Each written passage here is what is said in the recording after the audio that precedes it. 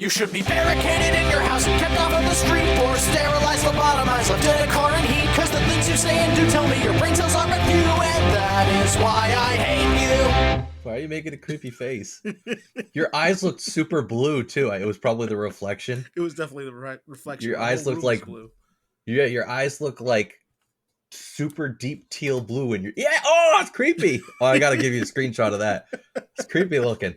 What's up, everybody? Welcome to the podcast. We're doing a bank episode here. So when you hear this, I don't know when it could be in the future. It's in the future. It's a future episode. Yeah, so it'll be totally out of the timeline if we have any kind of continuity. I like that though. Well, we do have I think we have continuity for the most part. There's a lot of callbacks. It's okay. We got kids around. We got kids off this week. We're trying to get some bank episodes recorded, but we got kids around. So they're going to make noise in the background. It's just like, but it's like they'll be quiet the whole time. And then soon as I actually ask for them to be quiet is when they decide they want to be as loud as possible. Well, that's why, because you ask. So of course they want to do the exact opposite of what you're asking them to do. That's how kids work, man. My son's such I know that I did and got my butt whooped and then I didn't, but whatever. Well, that's because in our day when we were kids, that was okay. Now you can't whoop kids' butts anymore. So you have to use vague threats that you won't follow through on. You'll never follow through on. And then they when they find that out, you're totally fucked. See, my thing is, I wouldn't be as mad if they did the opposite of what I said. I mean, I'd be mad, but I wouldn't be as mad. But it's the fact that they argue with me about it. Well, of course they do. That's the part that makes me upset. They want to feel like they're in charge. I can't stand like. And have you ever made a threat that you didn't want to follow through on, but then you got to the point where you're like, well, fuck, now I have to follow through on this. Oh, there's multiple times I'm like, you're gonna do this one thing. I'm gonna get rid of this toy. I don't want to get rid of it. I bought it for them. I don't want to get rid of it. No, I know. Well, I told you about the time I broke the airplane gun, right? Yes. Did I talk about that already? I still believe that you just did it. Like you didn't even. Did I talk about it on the podcast? I think you did because I said I think like a million times. I feel like I ostracized you. Yeah, you did, but that could have been in person. I mean, just to recap, my kids had these toy. It was like a toy where you put a plane on a gun and then you pull the trigger on the gun and it shoots the plane off of it. And my son kept pointing it at people and shooting it. And I said, don't do that. Don't do that. And I eventually said, if you do that again, I'm going to break it. And he did it again. So I cracked it in half. And then my family looked at me like I was the devil. You know all three of them. I probably said this last time too. I don't get how... I get that their brains aren't developed, so maybe in their little heads, but other people think that you're the bad person for necessarily doing that when you gave warning over and over and over again. Well, that's the way I felt. And then I felt so. Like, that's my favorite thing. It was like, then you shouldn't have done the thing I asked you. He didn't even care about the stupid thing. He didn't care about it. And then I felt so bad. I super glued it together after in the middle of the night. Yes, I do remember you saying that. I think I called you a monster or something like that. You did. You referred. So now you're agreeing with me. So when I told you called me a monster. I just was ostracizing you because it's easy to do. Oh, like we definitely didn't talk about. I love making you feel uncomfortable. Yeah, this wasn't on the podcast. This was in person because you're right. You were ostracizing me, and my wife was there, and she was probably also feeding the flames. I feel like that our friendship turned into I get pleasure out of making you uncomfortable. You do, yeah. Like, I enjoy it too, though, because I don't mean That's okay. it at all. No, it's okay. I don't mind it though. I don't mind it. I like it. Because I like being put. I'm sorry. Go on. No, I like being put into an uncomfortable position once in a while. I feel like I need it. I need it for my ego to be dampered a little bit. Check. Yeah. No, yeah. I feel like you would tell me if I went too far. Like you would. Oh, I absolutely you would like an adult. Treat me like an adult. Go, dude. Off limits, and that'd be it. Like. Yeah. No, agreed. And I think you do the same thing. Absolutely. I 100% feel that way. I have a few friends that have told me that's the way I like. They don't have the foresight or the ability to just say something like just tell somebody something like that. Just be like, no.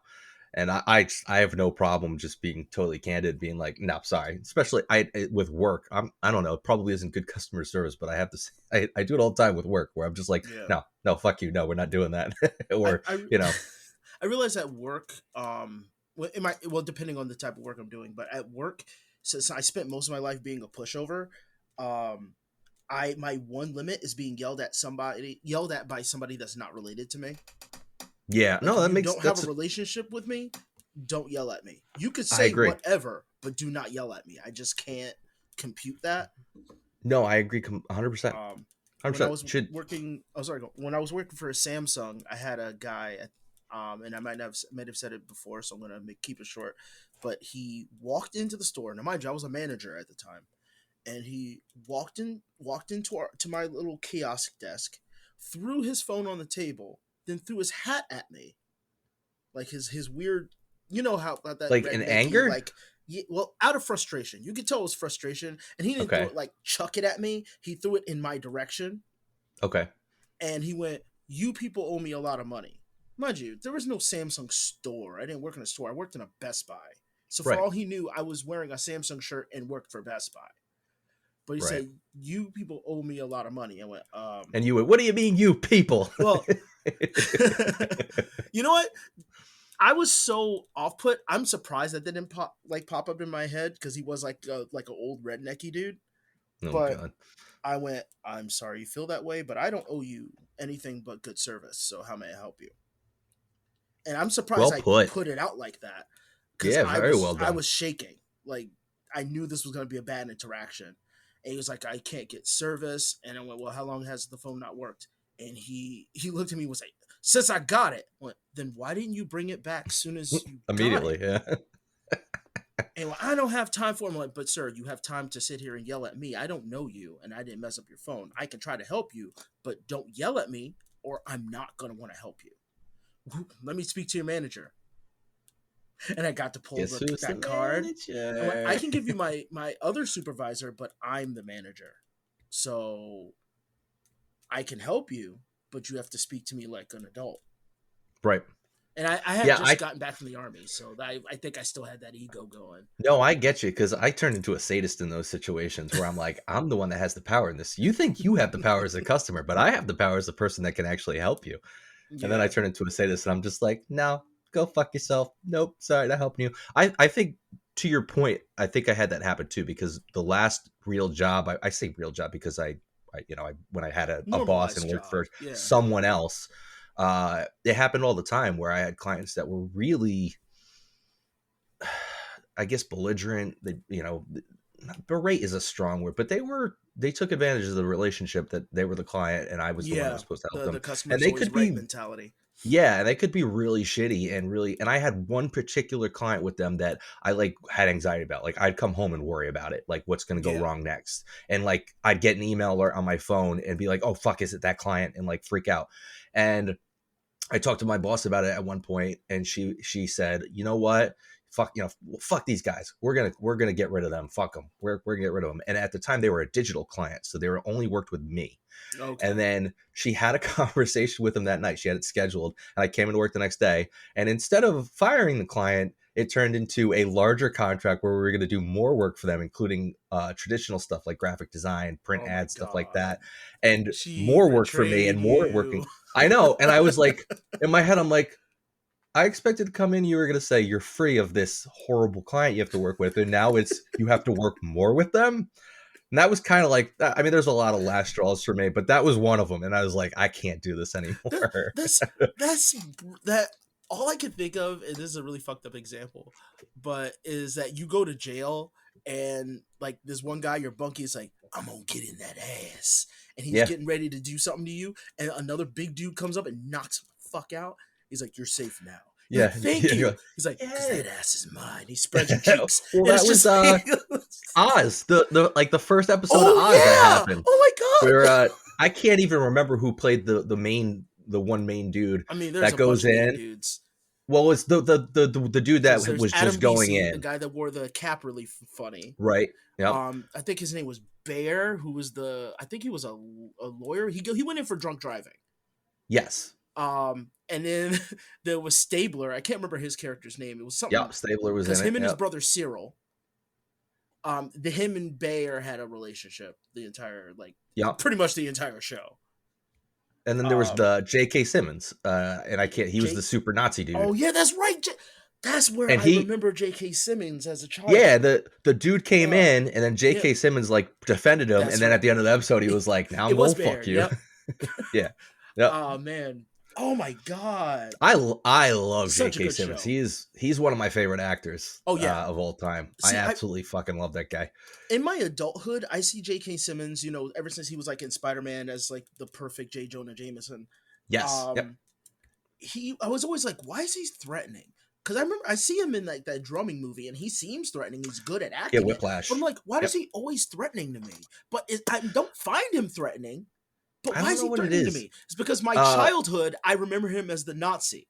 Yeah, there you go. Like when you said that and put it together, it all like worked out for me. I knew him first from Law and Order because he was Dr. Skoda in Law and Order forever. So I saw that before I saw Oz, where he was the Nazi dude. So I always associated with Skoda, but Skoda in Law and Order was equally intimidating. He was a psychiatrist, but he was a very intimidating, very matter of fact, and like other psychiatrists come in.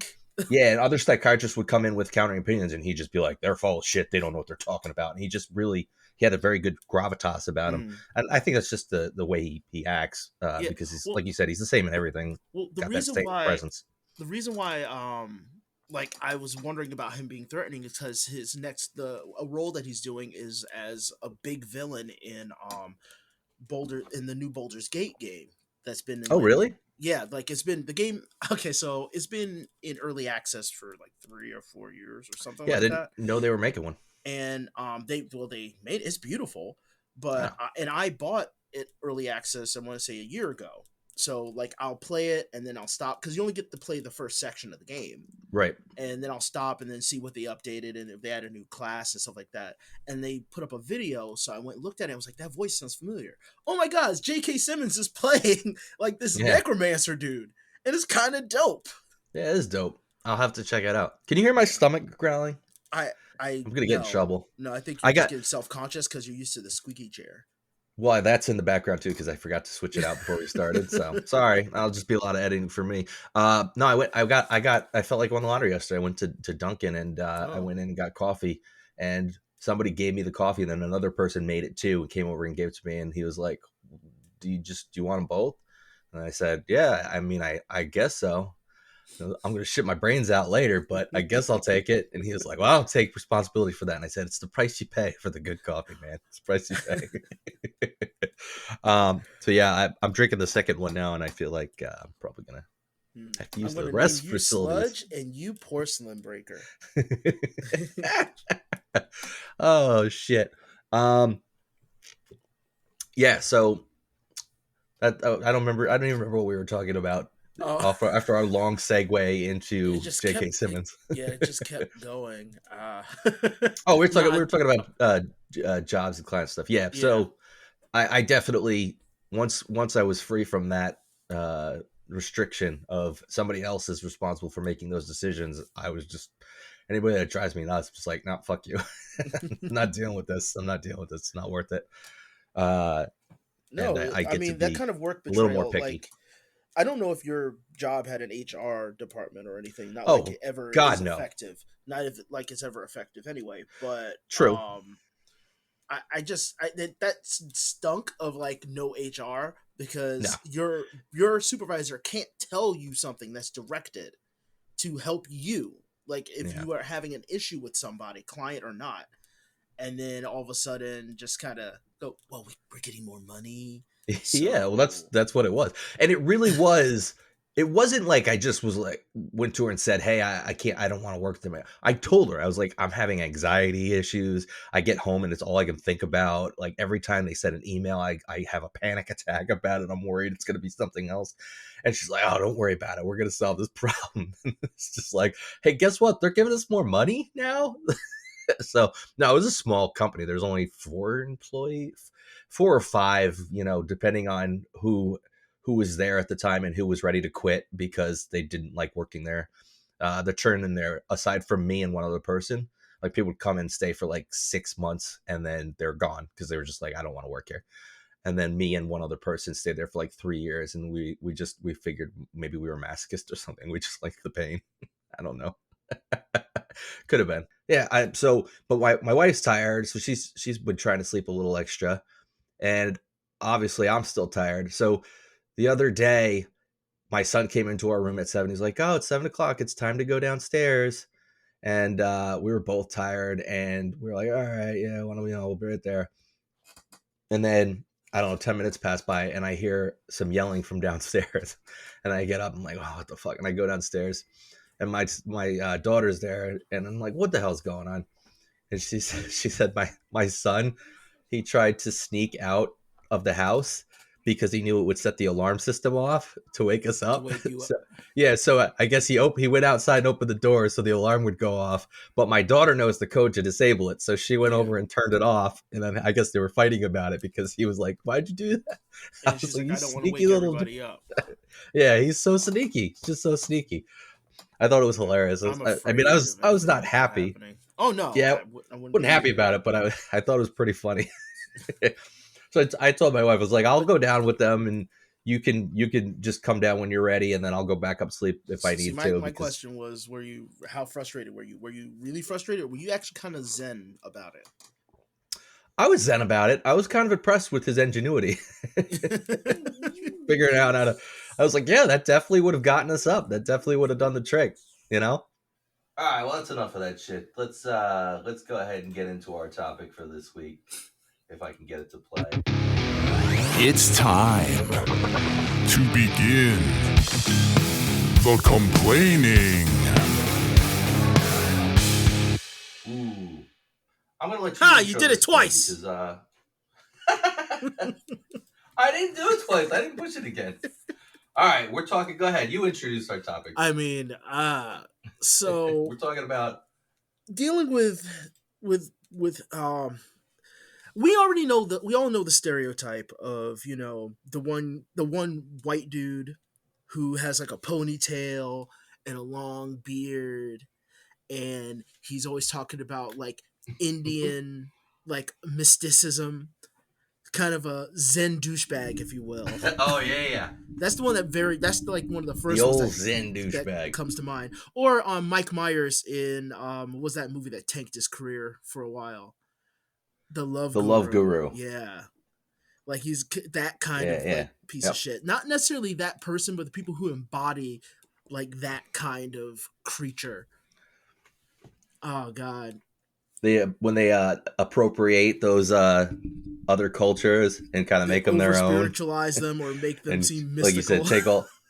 Yeah. Yeah, they're like, "Oh, I learned this shit in the mountains of Tibet." I know it's a dying art. Or pretend. They don't even actually. I know, like, nowadays it's considered kind of a dying art, but you can see, like, remnants of that online, especially in, like, the Silicon Valley kind of place, like, little area of media. Like, those people really exist. will.i.am is one of those. Yeah, we know he's a weirdo, but he's kind of like a technological version of that kind of right. Zen-like douchebag. Yeah, I knew he was a weirdo, but I didn't know he was like into that kind of shit. Yeah, watch him push his Silicon Valley like bullshit. I'll have to check it out. You're right. It's kind of dying art, like that real, almost caricature version. Doesn't seem like it's quite. I mean, then again, we don't live in California. It really seems like a California that probably has something to do with it. It does.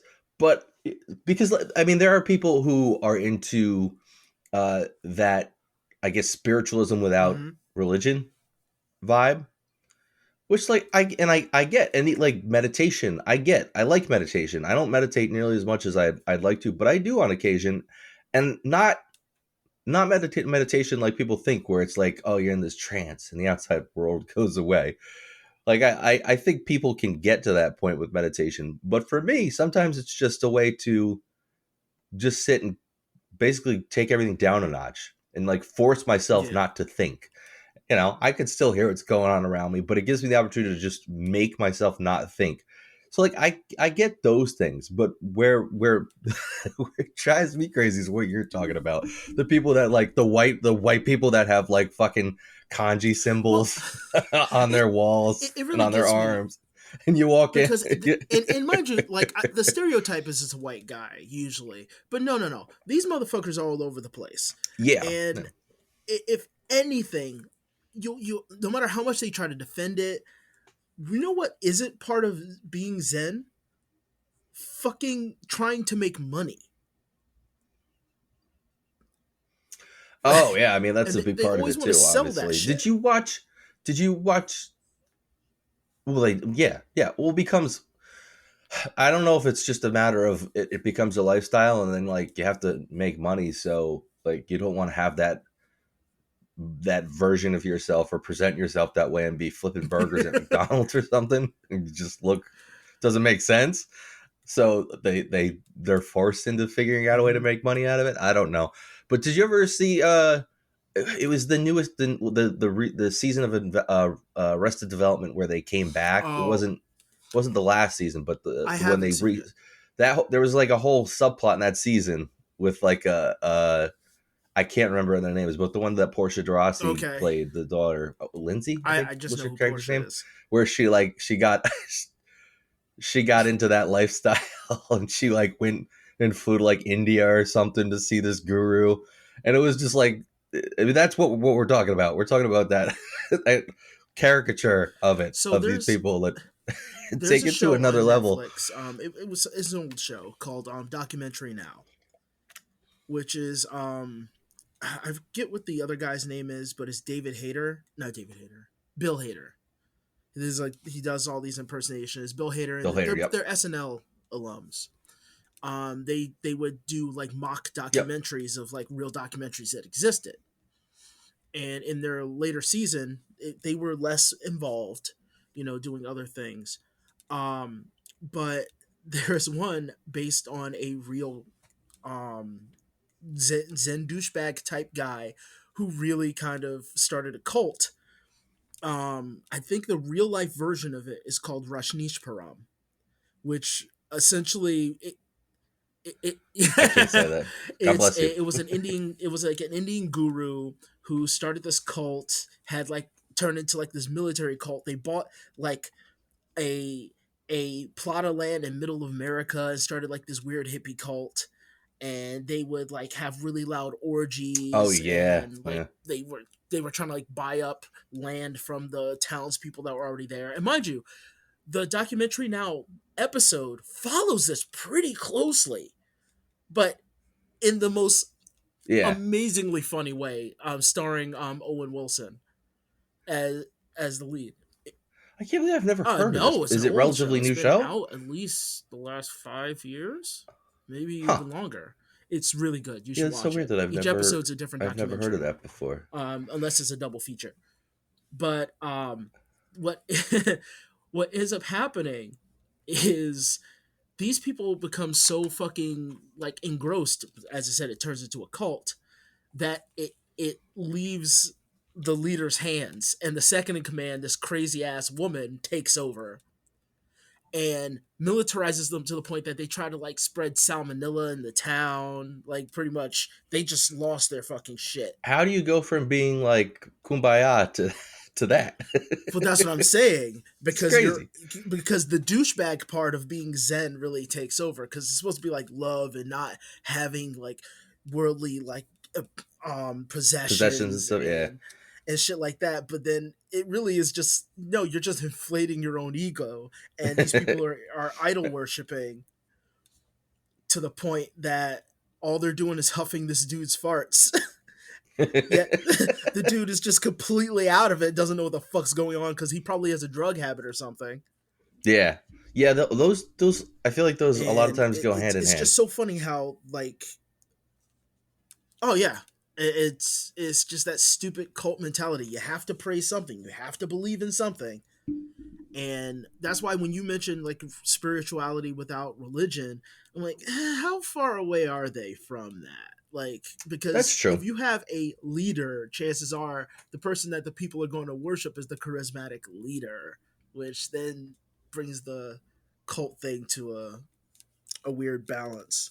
So yeah, the Zen douche. What makes them such assholes? Well, What do you think it is? this is a modern phrase, but I think this is also good for all gurus. is the phrase of toxic positivity. They take people's need to be positive, but they weaponize it. I like that. Yeah, it bothers me when people are overly positive because, I mean, I'm overly negative, so maybe it's just it's just a Grinch thing. Yeah, maybe it's just I'm just jealous of their unabridged happiness. But what would make you angrier?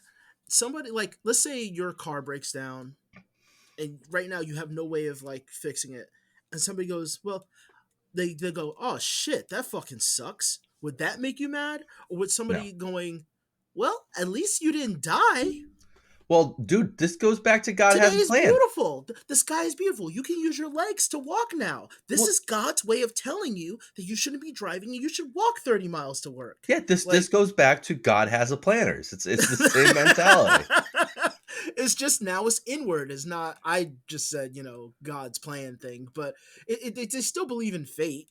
No, but it's the same mentality. It's the same like, just fucking, sometimes things can be bad. Yeah. Like, not everything has to have a spin. Oh my God. You imagine how annoying everybody fucking was?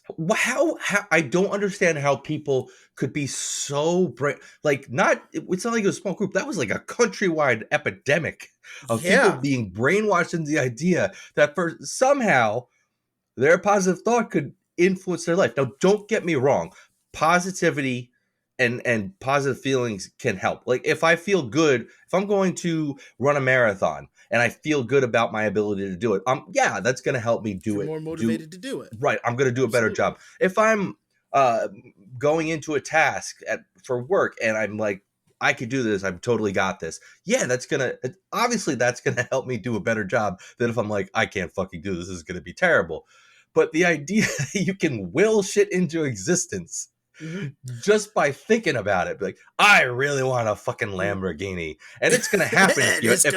If you I'm gonna get me a enough. Lamborghini. All I need is a loan of $1 million from my dad, and I'm gonna get the Lamborghini. Like, there's a big difference between positivity being a motivator and positivity being a fucking means to anything. And it drives, I don't know, people who are overly positive drive me fucking up a wall in general. Because, like I said, sometimes shit is bad. Sometimes shit just doesn't work out. Sometimes it's okay to wallow in your own misery and to just feel bad.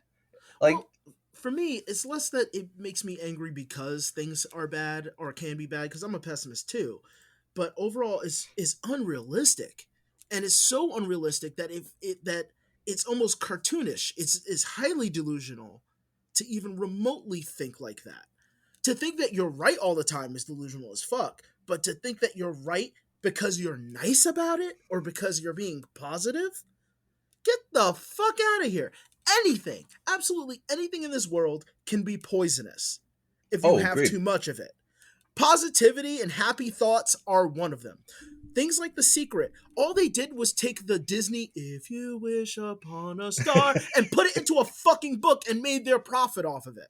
Because the second part of that is you wish upon a star and the thing that you want happens. But they don't mention that you have to fucking work for it. Yeah, guess what? Just come. The person who wrote The Secret put in the work to write it. And all these fucking idiots are putting the work into selling it. And then the dumber people, or us who are desperate and dumb, fucking read that shit and go, okay, I'll just think about it. And we just fucking think about it. Yep. The most work we put in is what? We put in a vision board or some shit. And mind you, most of what I know from The Secret is from Always Sunny in Philadelphia. Just putting that out there. But you know what? And an episode of Oprah. The gist of it is the gist of it, though. Like, the gist of it and what it is. And that shit still comes up. I mean, I don't remember what podcast I was listening to, but a podcast within the last couple of weeks I was listening to mentioned The Secret. It's like, so it's still in our vernacular and things people talk about. I mean, it's not what it was when it came out, where people were just like, I don't have to do shit. All I have to do is really think about it, and it's going to happen to me. But I remember seeing The Secret in a Barnes & Noble and going, oh my God, that's still being sold. Yeah. It's still...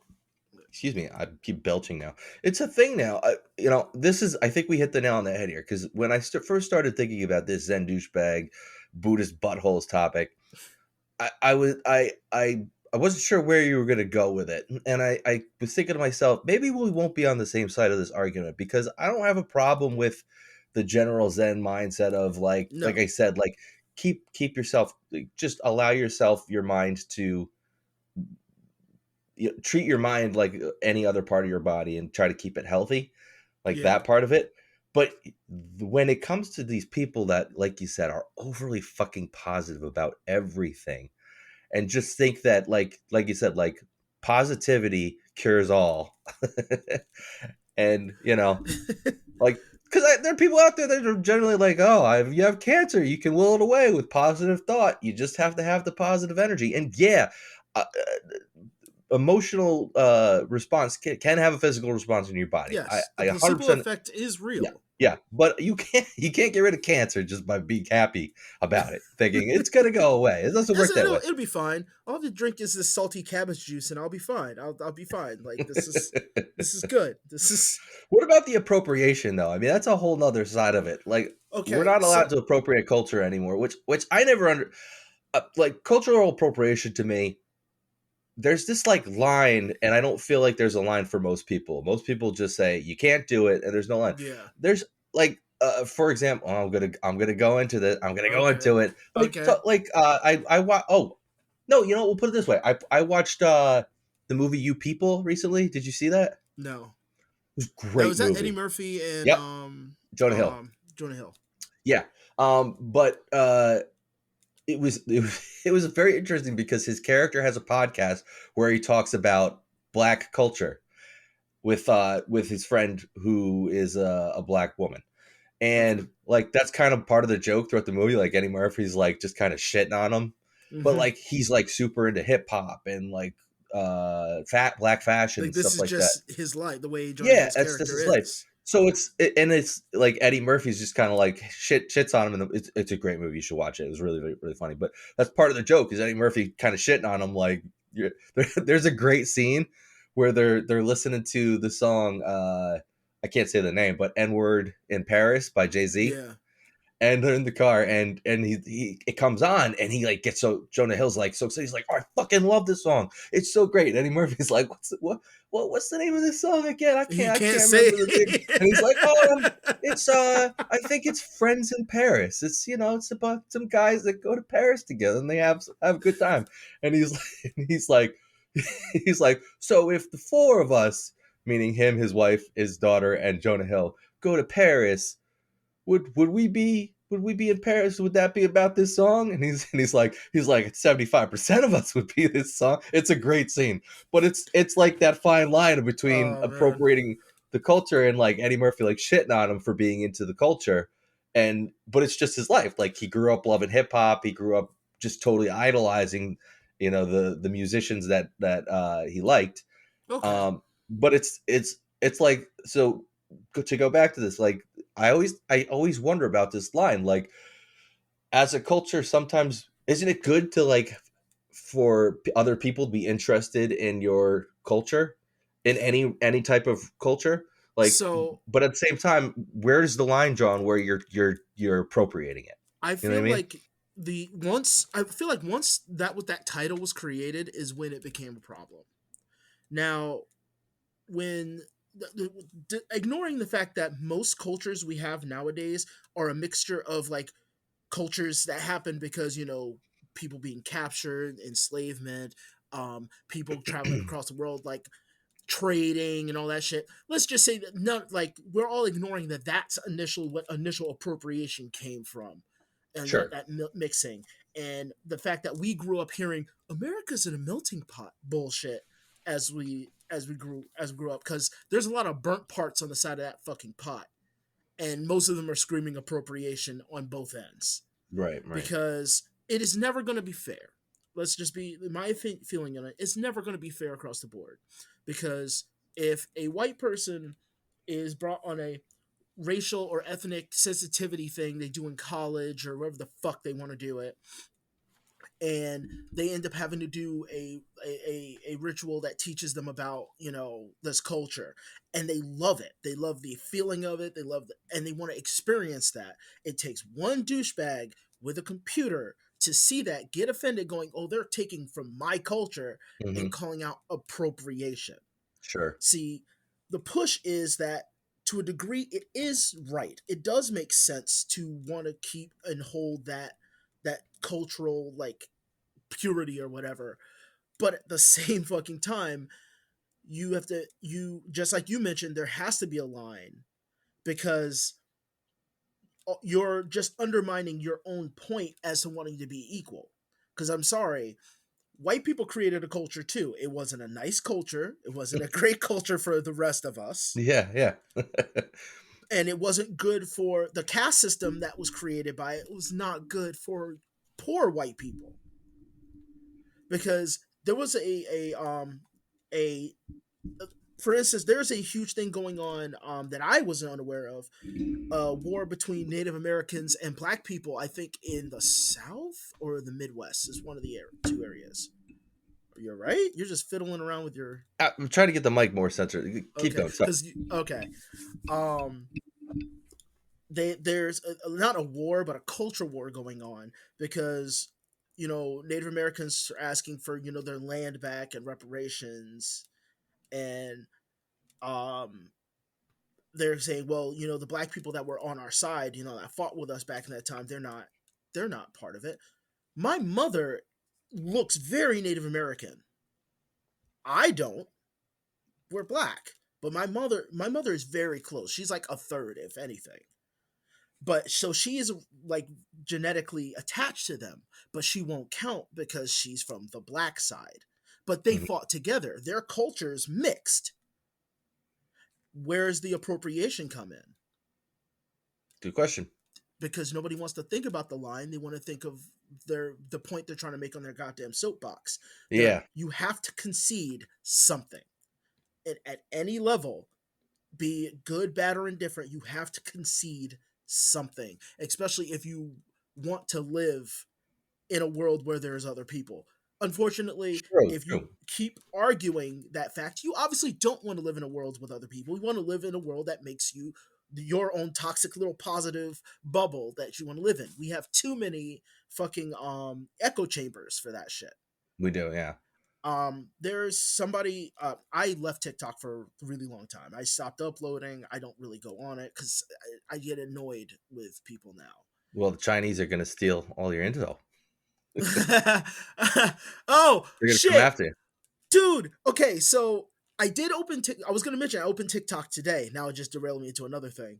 I opened TikTok today, and the guy was talking about the hearing about TikTok. Oh, yeah. This is something I wanted to talk about. Yeah, they were berating the CEO. I'm not going to get into that because I don't really know much about that one. Mm-hmm. But there was a major leak, I think, for the FBI. Okay. On a Minecraft Discord server. Oh, yes, I did see this. They were talking about this on maybe John Oliver. It was either CIA or FBI. Yeah, it was on a Minecraft Discord server that was like a bunch of shithead, like white racist dudes.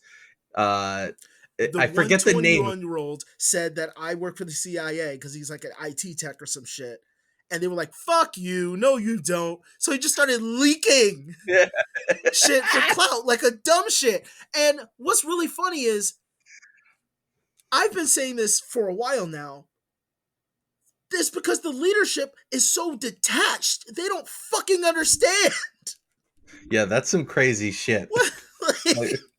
Like, I mean, that you can't. That's pretty fucking funny when you think about it. Oh, it's hilarious! It is fucking hilarious. You're full of shit. Oh yeah, there's a bunch of classified documents to prove my case. Epstein really didn't kill himself. He couldn't think of any other way. He could, scan his badge or some shit. I just can't. I constantly keep thinking it's just like Hillary did have secret email. It's like just constantly there was a pedophilic ring in the basement of the pizzeria. Oh my god. I just can't. I personally just cannot deal with that. But anyway, like among seeing that, someone else that that I follow still, but I'm really debating on just not following. It popped up. Now, mind you, she has this her own little hug box as well, and she's people look up to her, and this is the same kind of guru mentality because she's very insightful, insightful person, but she got stuck in her own little like hug box loop where I'm now going, oh, you have way too many people that agree with you, baby. There's just way too many fucking people because now you think everything you say is correct. Because my first if on like I disagree with you, but I almost feel how you feel is because I play in D&D, or I used to when I had friends, and they said, well, if you're white, I'll play if you D&D. play a human, you shouldn't play a person of color. Okay. Now, mind you, I've only had one other black person I've ever played D&D with, and it wasn't like because I didn't want to. It was just actually, you know, I played with 3 other people, but we've played all kinds of races. We played elves. We played different characters of different races, but they call them POCs, people of color. And I'm like, but they're not us. Like my character can be a black paladin, or he could be an Asian paladin, but they're not Asian. In our world, they're from the Skylands. They're Skylanders.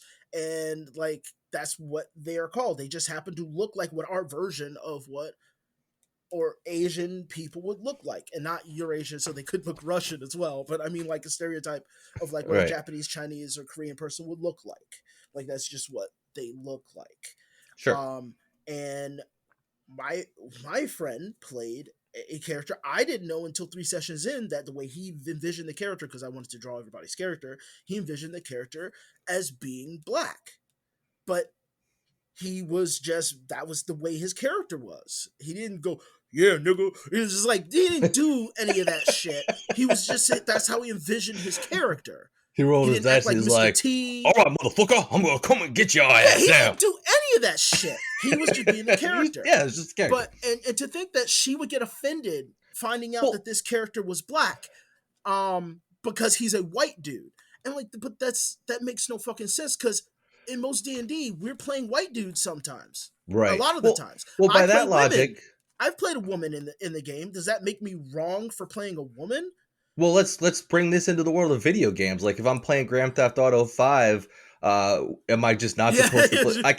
I can't remember the character's names now. You can never play as Franklin. Am I just supposed to put the controller down when Franklin's turn comes up? I can't relate to him. I can't. I'm wearing digital blackface. Well, I guess I'm not finishing this game now because I can't be Franklin. Sorry. What if I'm the Italian guy and I have to shoot a black guy? Is that a hate crime? What am I doing? Like, you see how stupid that is? I can't play Super Mario Brothers anymore. I can't be Italian. And she was talking about, well, that was, there's the systemic, it's a fucking tabletop game where people of all kinds of colors and races can play different species and different races based on the character that they built up. And the fact that they have that character in their head, that they have a character that's of a different race in their head, that's also human, shows that they have diversity on the brain perfectly well, as long as they're being respectful to the character being a character. Well, I'll put it this way. My daughter plays Roblox, as I believe yours is as well. She's played before, and she's played different games where you create a character, and she's made characters that are black or have dark skin. Yeah. And to her, it's nothing. It's not... She's just like, that's the way I want my character to look, period. There's nothing behind it other than she's just making them look that way. She's not thinking anything deep about it. And... like today I saw their video and they were like, I had to unfriend somebody because they were making Harry Potter content on their OnlyFans or whatever. Oh no. And you don't want to look, you don't want to look at her titties anymore. Mind you, she's trans. So I'm just gonna put that out there now. She's trans. Okay. And I followed her for like 3 years, thought it was really cool, but that D&D thing was really iffy because they had D&D content. I was like, I want to see that. I want to see that. In like people like all over the world enjoying this thing that I like. But then it got super politicized and everybody, and your opinion just kept, like, I looked at the comment section, it was just like all people not challenging that opinion. And I was now too afraid to do that because I wouldn't be listened to. Nobody was going to hear what I had to say. No, they were just going to argue attack it. Yeah, they were going to argue their point. And I could say it in the most factual way possible that I don't want to offend anybody. This is just how I see it. Could we, like, I want to understand it more because I feel like you're going too far in this direction. Sure. And that's everything now.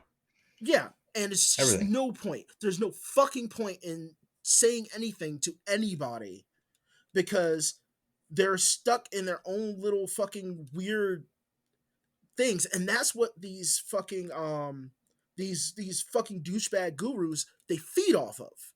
They feed off of that type of mentality that, oh, I'm going to say something that affirms what you believe.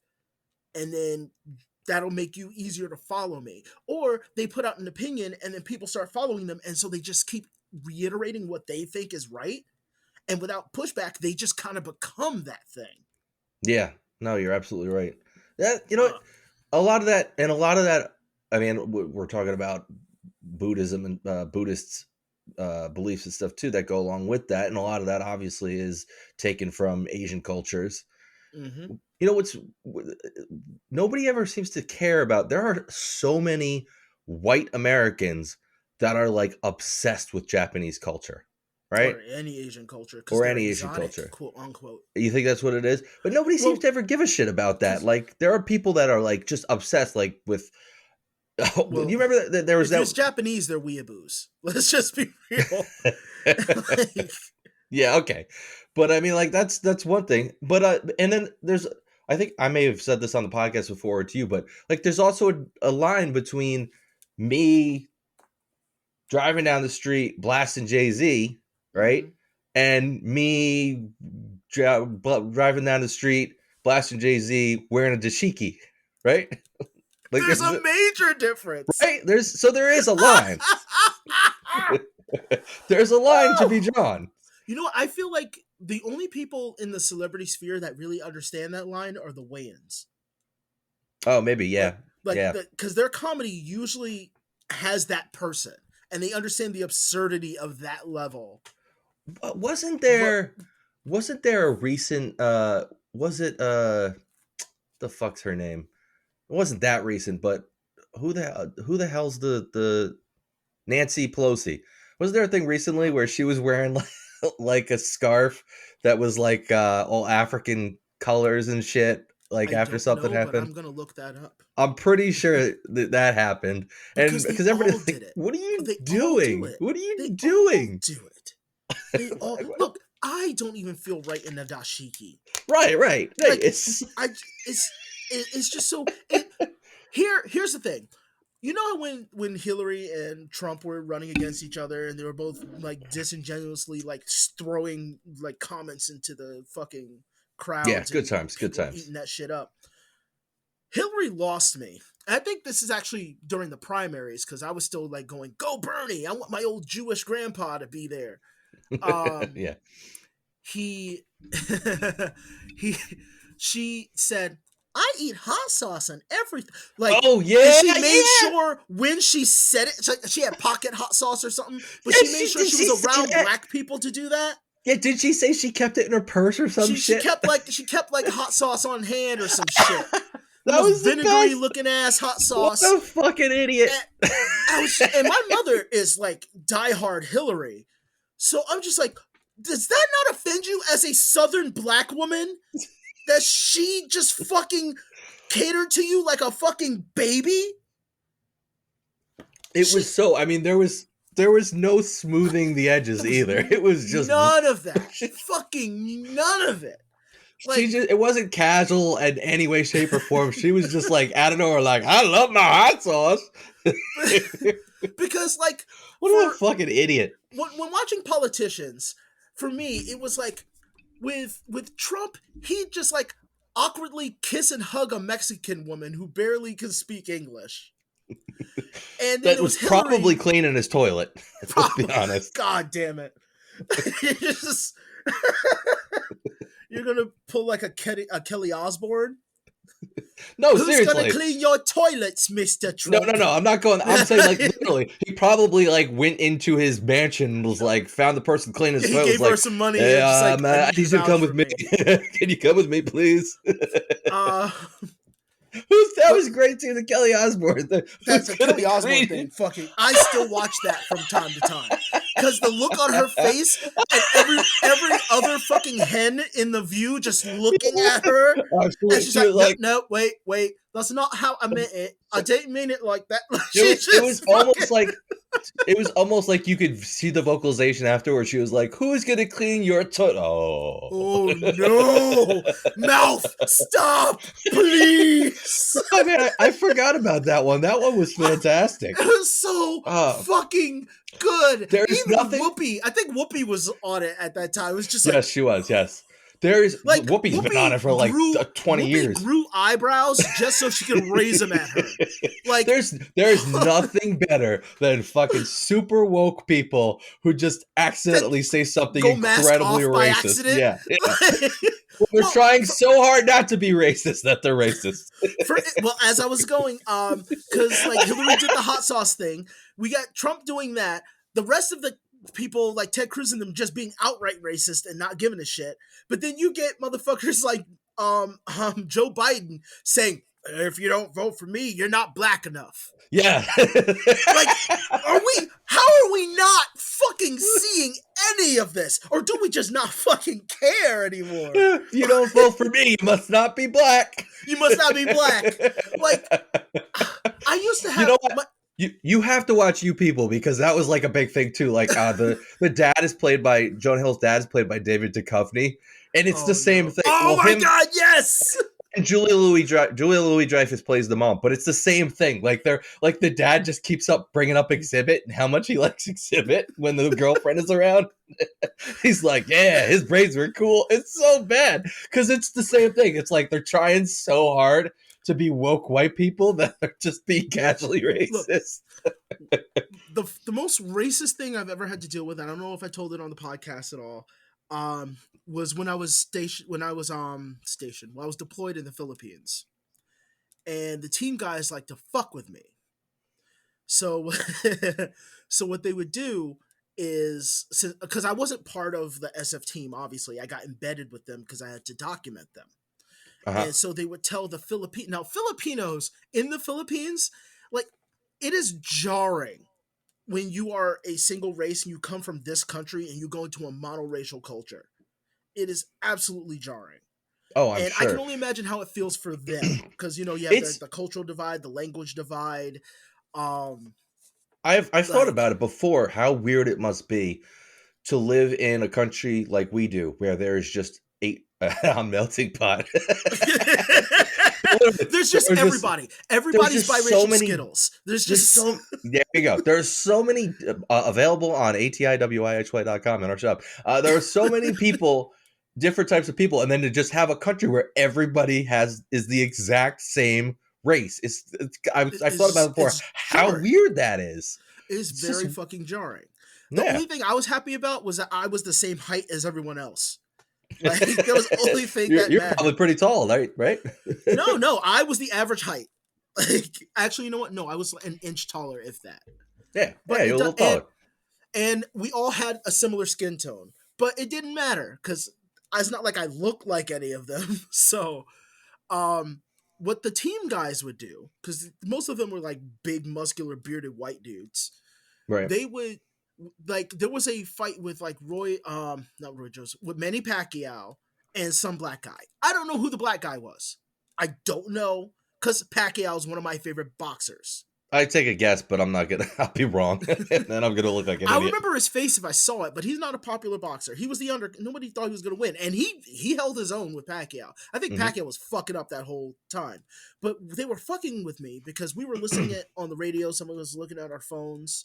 And we were under this hut, and actually it was the same hut that I had to take a shit in, like that with the rain barrel. Yeah, it was that same day actually. But they were telling all the Filipino police that I was going for the black guy. Mind you, they know I'm a Pacquiao stan. I was like, "Fuck, Pacquiao's gonna knock this motherfucker." I was going in on it, but they were telling him that. So they just kept like side-eyeing me anytime the black guy started winning. And I wasn't getting it because nobody was fucking telling me anything, and I'm dense. No, I get it. But there was this one soldier. I keep calling them soldiers, but they're more so police. But called Sergeant Popeye. Sergeant Popeye. Did he eat spinach? Did he have big forearms? He was just this big. Popeye Smoke to them is different than Popeye to us. We hear that's what we think of. Yeah, Popeye was probably like some pirate king or something. I don't know. Popeye the Pirate King. But that's a shirt right there. Popeye the Pirate King. But Sergeant Popeye kept trying to endear himself to me, saying how he loved like I love Michael Jordan. I love fried chicken. Like he would just try to endear himself to me. So it's not an American thing only. It isn't. This is the most racist thing I've ever had to deal with there. Because Jesus he kept, every time he saw me, he just had to come to me to talk about how much he loved black people. It's so weird. And it was the most, and this is that toxic positivity shit, I mean. Yeah. Because I don't know if he really felt that way. Because he was so positive and happy about it. I've noticed a lot of times during our episodes, you try really hard to bring it back to the topic. And you do a great job of it, but it's just not going to work. We're too bad at staying on topic. Anyway, continue. I'm going to forever try. You should. You really do a fantastic job of trying to bring it back to the topic. But in my head, I'm just like, I can't stay on topic. But you know what? Pretend I never said anything. At least you'll keep things related to the topic in some way, shape, or form. All right. Anyway, go ahead. But he would just always come to me and do that. And then when I had to get chow, I had to tell them I don't want the purple Gatorade. I don't want purple or orange Gatorade. And I always it took me a second. I had to constantly tell the people what I didn't want because all they knew. They just they weren't even necessarily. I was going to say they're not even being racist. They just know the stereotypes. And so right I would have been happy with a little bit of appropriation there. They're just leaning into understand that. And mind you, I had a girlfriend who's Filipino. Like her parents are right from the Philippines. So I understood enough of the Filipino culture to know that these things aren't normal. I just love the idea of them not being racist at all, but just leaning hard on the stereotypes because they think they're being nice. Just great. Do not. You go to a buffet one night, they just got fried chicken and watermelon and grape drinks all over the place. They fucking try. They're like feel so good about it. Like they're doing something so nice for you, and you're just fuck. And mind you, I take that shit on the nose. Like usually I take shit on the nose, but I take that on the nose. Like I just deal with it. But I also can dish it out because I did it to my mother-in-law. Which I think it was the first time I met her parents, and I was just my wife's parents, and I was like, you know what? I met them before, but I never formally met them, and I was like, you know what? If I can't get along with them now, there's no point in continuing this. Yeah, and so I held my I if I had to make jokes, I had to make jokes, but so my wife's father and I were kind of getting along, and we were gonna have dinner, and I asked what we were having for dinner, and her mom says, "Oh, I'm making spaghetti." Now, what she said in her really thick Staten Island accent, and at the time, all I knew was they were Italian. That's all I knew. So I went, of course, it's spaghetti. And I say that to my wife. And she looks at me and goes, racist. And I shit you not, her mom comes out. Her mom has foot and mouth syndrome. She'll just say whatever comes to her mind. And I died when this happened. She goes, how can he be racist? He's black. Oh, I think you've told me this before, I think.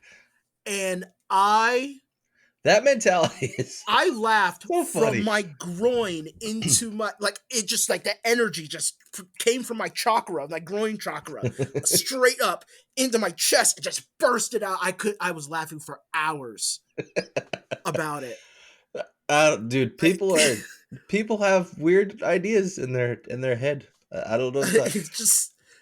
It's like this is why there needs to be a line with appropriation. There does. it will kill guru assholes like that, because we will know, hey, you can't try to make profit off of this culture's beliefs or well, and there's the problem or whatever. There it is, the problem. Yeah. All right, I guess it's about time for us to wrap this episode up. But because we were on topic, I was going to save this little story. It's a very short story for another the next episode. This is a bank episode, people. So I was going to save it for our regular podcast. But it goes along with, we were talking about boxing, and we've been talking about casual racism. Anyway, I went to the barber shop last week, right? And they've got on the movie Creed 3. Right? Oh, I want to see Creed 3. So I've never seen any of the Rocky movies. I hadn't seen any of the Creed movies, but they had it on. It was pretty close to the beginning. And I was like, oh, cool. Okay, give me something to watch while we're here. And wait, was it bootleg? Because I think Creed 3 just came out. Yeah, no, it came out and was it went to streaming. You said barbershop. I did instantly imagine that it was bootleg. No, it wasn't bootleg. It apparently went to streaming like almost immediately. Like it within a couple weeks. That happens a lot now. But anyway, I guess you're right. So we're watching the movie, and it's great. It was really good. In fact, I came home and actually finished it because I was enjoying it. And early on, Jonathan Majors' character comes on, and one of the barbers was like, oh, they do a really good job early here of keeping Jonathan Majors like wearing loose fitting clothing and all. So you don't notice how buff he is, right? And they're like, so then later, when he first gets in the ring, and you just see how fucking jacked he is. He's fucking huge and ripped. And one of the other barbers was like, yo, do you think he had to do steroids to do that? And the barber all goes, have to do steroids. No, dude. Yeah, but the barber goes, no, man. They're just built that way. It's like animalistic, man. Sorry. They're just a different breed. They just get super jacked like that. And I think he sensed the fact that it was like, what are you talking about? He's basically like those people. Yeah, those people are just built like animals. They're just thanks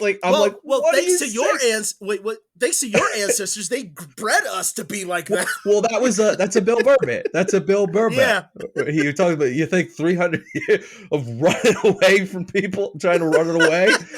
It didn't make it. But toiling and shit. And then he kind of dialed it back, and he's like, well, because their skin's so dark, so the crevices are darker and they really pop. And I was like, no, buddy. Dude, you're digging it deeper.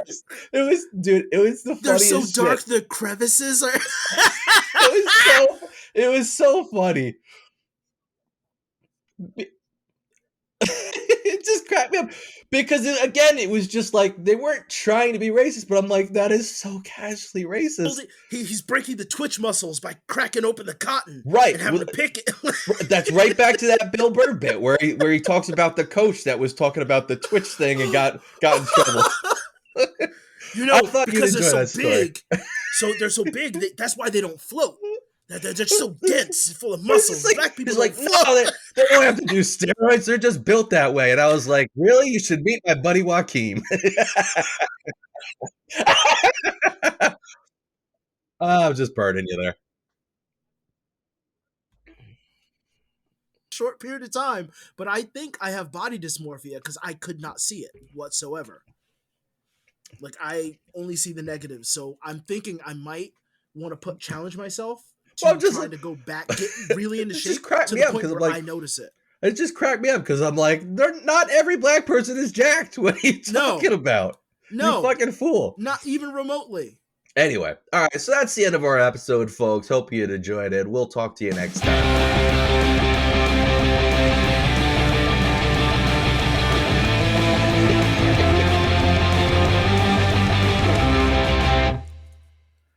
Buff ass black people.